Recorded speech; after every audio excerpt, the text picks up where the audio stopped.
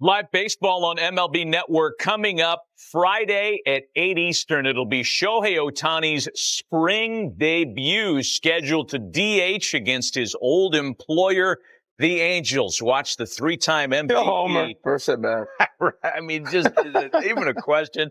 Watch the three-time MVP's spring debut tomorrow, 8 Eastern, live on MLB Network, brought to you by T-Mobile. Let's say good morning to JP Morosi from news of Shohei finally getting out there in the spring to the Major League roadmap that a couple of his countrymen have had. JP, good morning. The Yamamoto Sugano stories are pretty interesting with parallels. Do I have that right? Yes, Matt and Harold, good morning, and certainly good evening in Japan as we're having our show in the morning time here in the States. Two very important spring outings yesterday. Yoshinobu Yamamoto with the Dodgers and then Tomoyuki Sugano with the Baltimore Orioles. Let's start with Sugano. There he is. I love this detail. Jake Rill's story at MLB.com talked about how after the game, Sugano was asked, were you nervous at all before your Grapefruit League opener? And he said, no. One word answer, no. And there's a reason why. Because the man on your right-hand side of the screen, 35. Exactly, Harold. He's 35 years of age. He's 9 years older than Yamamoto. He's been the Central League MVP. He's pitched for the Tokyo Yomiuri Giants, one of the most storied franchises in world baseball. He actually pitched for Team Japan against the U.S. in the WBC back in 2017. So no, the Grapefruit League opener, no stress for Sugano. Also with Yamamoto, remember, he's already building up to be sure that he can start one of those first couple games in Japan as the Dodgers move over there and play against the Chicago Cubs. And Yamamoto in general, guys, in a very different place than he was a year ago. Recall his first start for the Dodgers in Seoul, South Korea. He struggled a bit, but already now he's pitching into the third inning, much more comfortable, I think, in the North American style of play. And certainly it helps, Matt and Harold, to have this many fellow starting pitchers with the Los Angeles Dodgers. Blake Snell's already made his Cactus League debut. Really good velo for him early on. Gonsolin has made his return. I think Gonsolin becomes in some ways the forgotten man. People need to remember this guy was an all-star going back a couple years ago before the injuries happened for him. So the Dodgers, a plethora of great starting pitchers, and none more important right now than the man who was on the mound yesterday in Yoshinobu Yamamoto. Yeah, the best 14-man starting rotation in the history of the sport. It's unbelievable. And some have suggested, JP, as you're well aware, that Sugano could be like a Shota Imanaga character, right? Coming over as the guy that not everybody was buzzing about, like Roki Sasaki, but coming over and being just as effective, if not more effective, than the quote-unquote star imports. Let's move you to a different division here and take you to the AL East for updates on a couple of players at different ends of the age spectrum who are off to pretty good starts this spring. Let's start with Heston Kjerstad, who is Sugano's teammate in Baltimore. A really impressive start to the Grapefruit League for Kjerstad. And the main difference for him relative to last year is the absence of Anthony Santander. Now, of course, they did bring in O'Neill, but it seems to me that based on a lot of decisions the Orioles have made, that Kjerstad is someone who has a clearer path to playing time, as does potentially this man, Dominic Smith, back in New York, of course, a former Met. Really strong start for him. Multiple homers already this year. He's coming to camp in phenomenal shape. And with the uncertainty surrounding Giancarlo Stanton's availability, Dominic Smith could well have a spot on the Yankees opening day roster if he continues along this line of production. So there you see it. 2 homers already for him. Kjerstad has already homered once for the Baltimore Orioles. So as I believe this division is wide open. I know there's been a lot of talk about the Red Sox. They certainly have gotten better. The Yankees, the reigning American League champions, but they don't have Juan Soto any longer. The uncertainty surrounding Giancarlo Stanton. So as all of these teams look for a boost in spring training, Kjerstad and Smith making their cases for strong roles in Baltimore and New York, respectively, in 2025. Our first rounders off to pretty good starts. All right, here we go. Buckle up. Let's get you to your beloved World Baseball Classic. 2 spots available for the event. Talk about Team Colombia first. We want to give everybody this information that you can watch the qualifiers March 3rd. That's 1 Eastern. That's on Monday. Brazil and Germany. I played in Barranquilla. And that you played in Barranquilla? Yeah. Really? Yep. Remember, Matty, when I played in Barranquilla, Edgar Renteria was my bat boy. Remember that part? That's exactly There's right. There's the soundboard.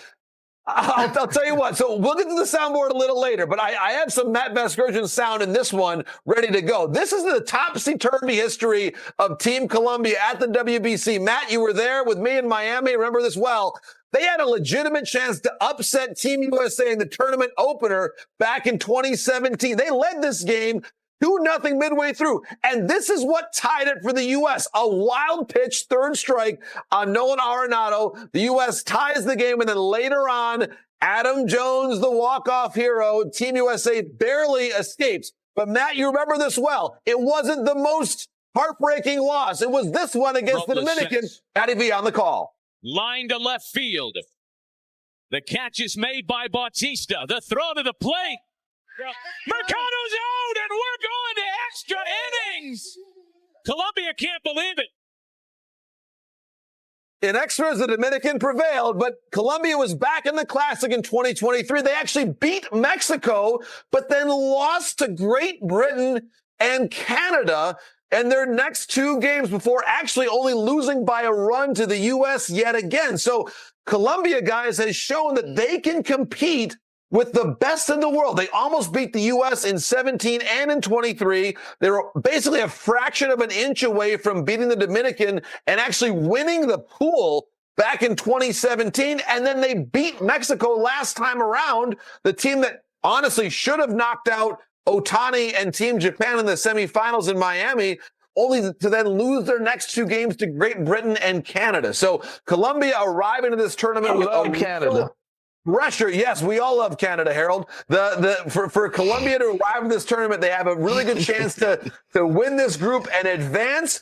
But Matt, you remember this well. I want to go back to that scene at home plate after Mercado was thrown out. If Colombia had scored that run, they would have won the group, and the Dominicans and Team USA would have had to play a second additional game to see who was going to go with them to San Diego. And you remember this well, Matty. We were there. I don't remember it.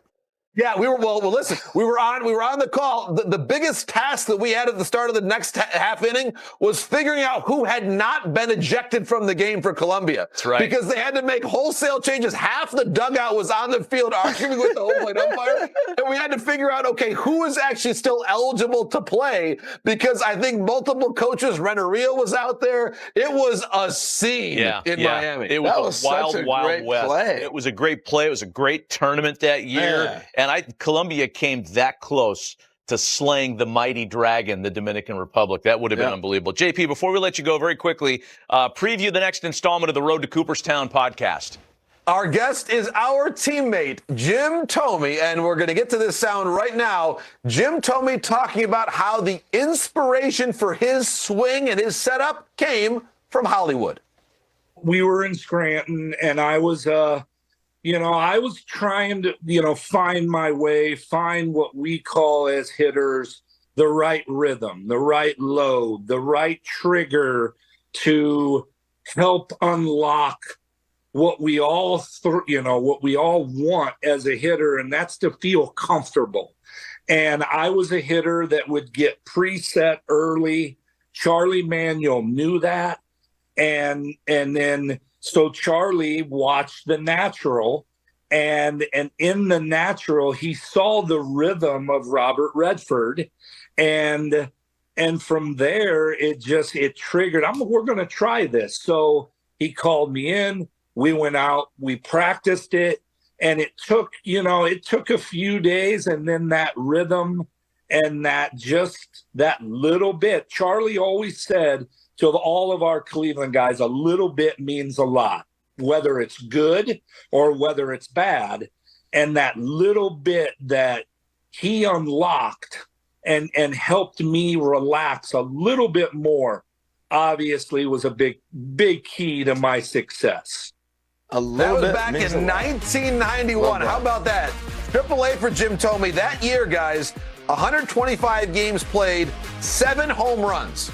And then Jim Thome, with that adjustment, all the work he put in over the years, he goes on to hit 612 home runs in the major leagues. And he always goes back to talking about Charlie Manuel course, his hitting coach, his minor league manager, eventually his manager in Cleveland, and then his manager in Philadelphia as well. So the great Charlie Emanuel, a huge reason why Jim Thome is a Hall of Famer. One of the many great stories, I'm sure, that are unearthed by JP with Jim Thome on the latest round of the podcast, The Road to Cooperstown. JP, thanks.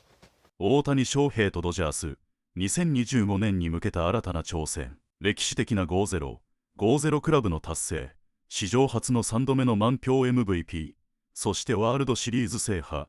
大谷翔平の2024年は、まさに夢のようなシーズンだった。しかし、彼とドジャースの旅はまだ終わっていない。むしろ、ここからが本当の戦いの始まりだ。スプリングトレーニングでは、大谷がバッティング練習を再開し、復帰に向けて順調な歩みを見せている。肩の違和感はまだあるものの、ほぼ思い描いた状態に近づいている。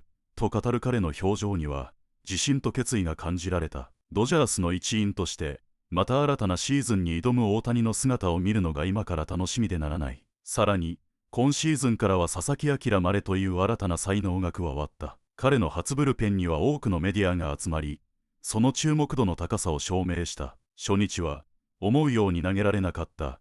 としながらも、分厚い才能とメジャーへの適応力の高さを見せつけた佐々木。ドジャースのピッチングコーチ陣、そして大谷、山本といった日本人エースたちのサポートを受けながら、彼がどのように成長していくのか、期待が高まるばかりだ。そしてブレイク、スネルも新たにドジャースに加わり、ワールドシリーズ連覇を狙うチームにさらなる厚みをもたらす。私は殿堂入りを狙っている。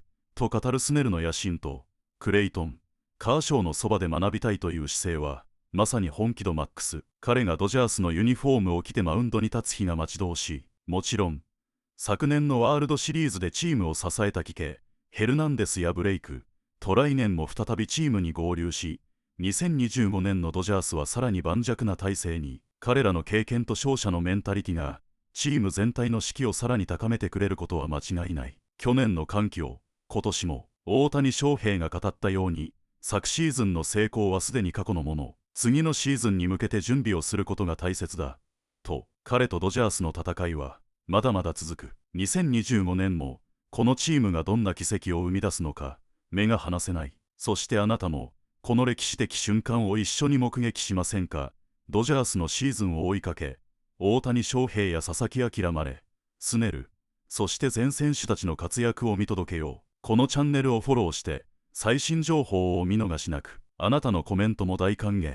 大谷翔平やドジャースに期待すること、見たい試合、そして応援メッセージをぜひコメント欄に残してください。2025年シーズン、さあ行こう。